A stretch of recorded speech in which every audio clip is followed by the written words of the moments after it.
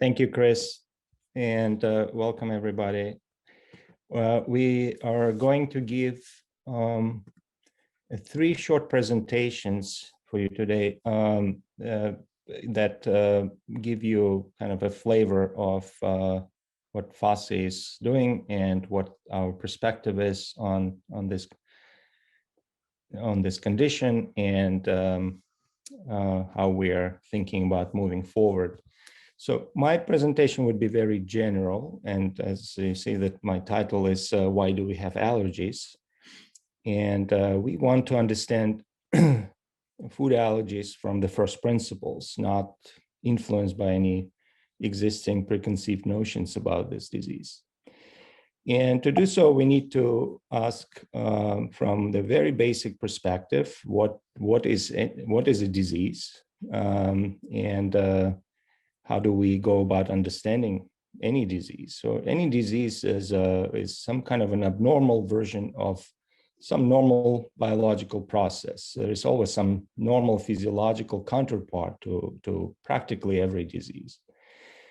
And in order to understand any disease, we need to know what these normal counterparts are. Otherwise, we are not going to be able to develop rational approaches for therapies.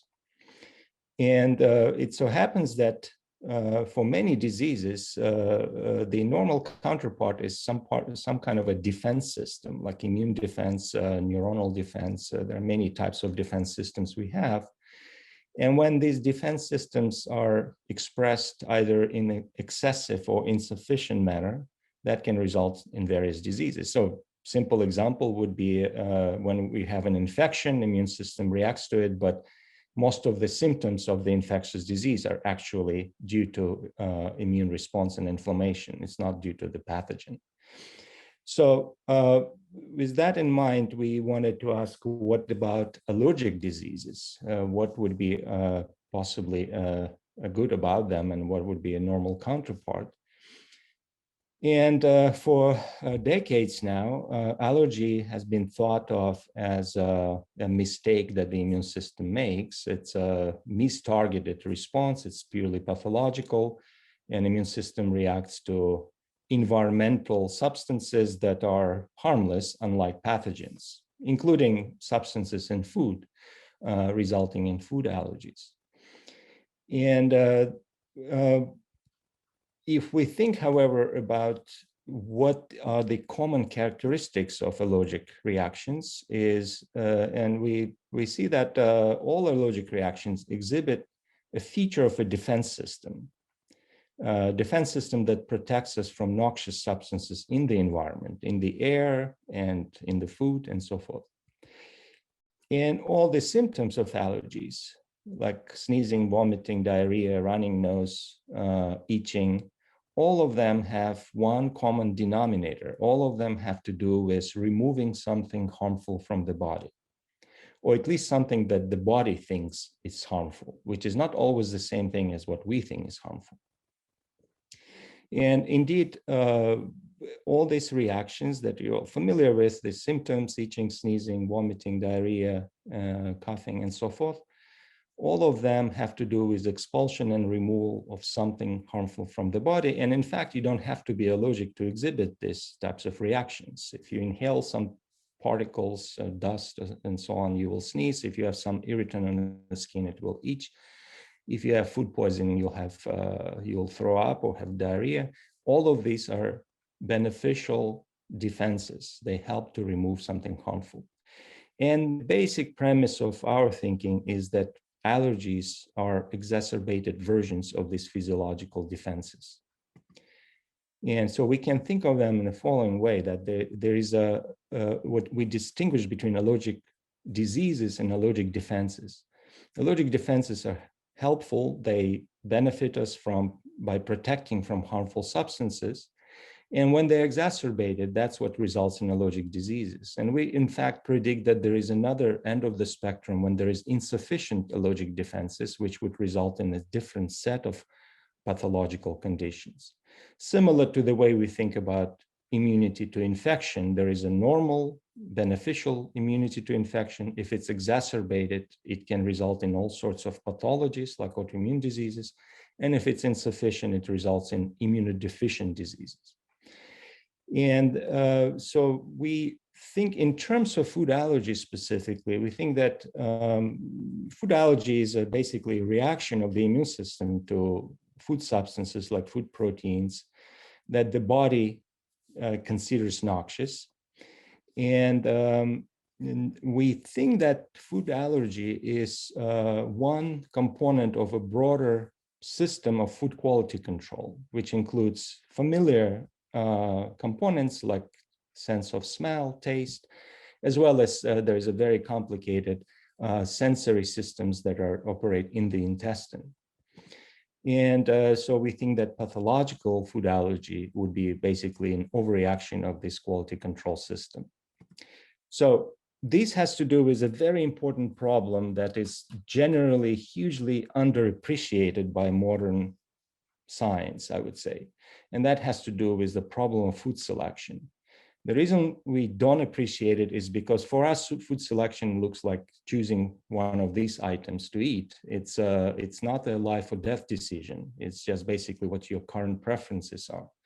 And this is highly unnatural context for food selection. The natural context would be something like this, where you're in a rainforest and there are thousands of different species of plants and animals.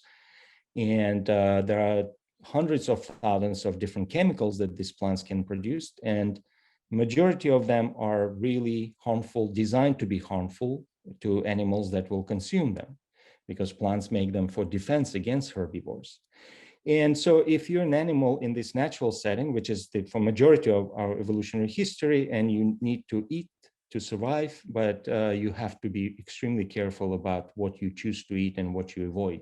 So it's an extremely important process, and that's why evolution devoted so much to this particular decision, having parts of our brain devoted to it, having most of our immune system being in the gut, and the gut having its own brain, as you will hear later.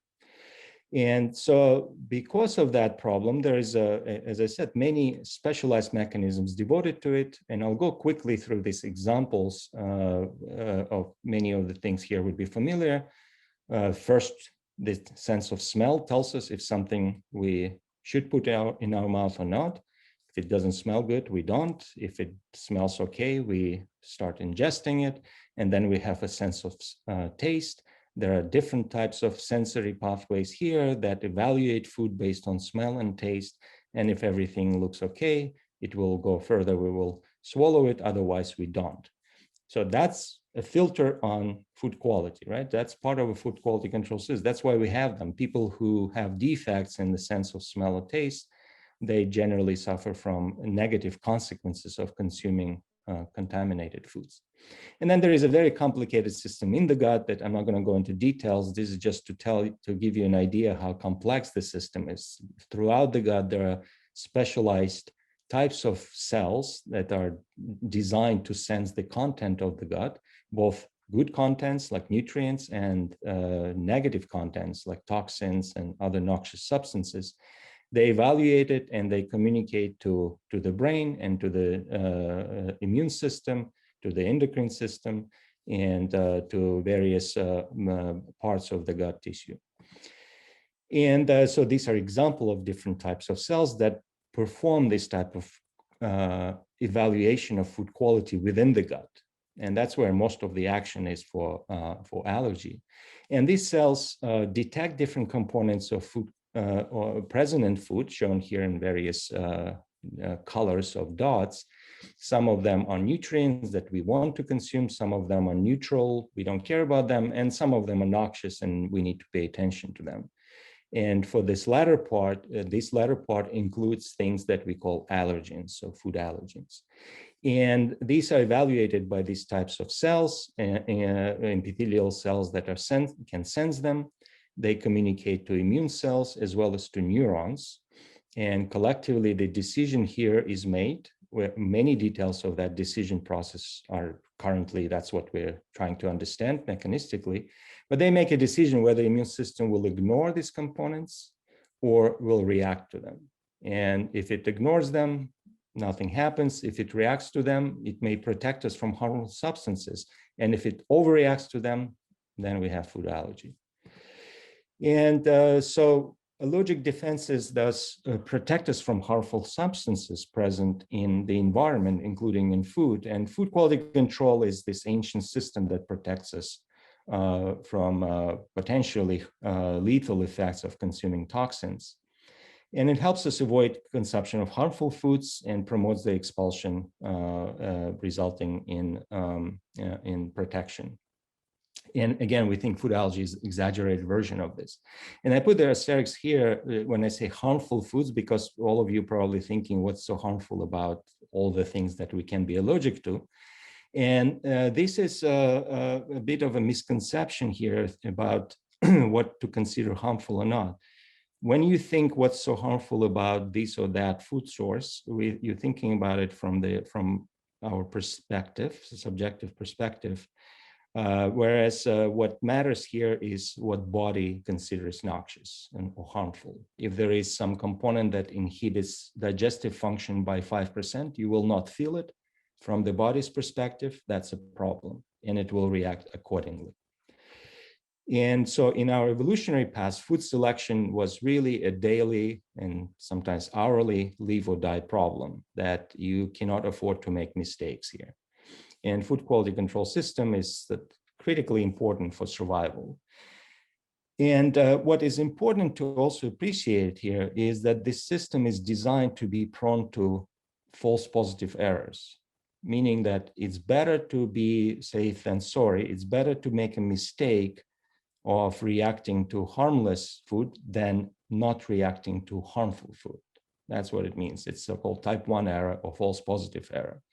And this is because the cost of these false negative mistakes, when you don't react when you should, is higher than the cost of not consuming something that in natural settings could be replaced by something else. And I emphasize in natural settings because in natural settings, the spectrum of food choices have been orders of magnitude more than it is now after agricultural revolution and with industrial food production. But we evolved without industrial food production, without agriculture. And so our biology is tuned to a different type of environment.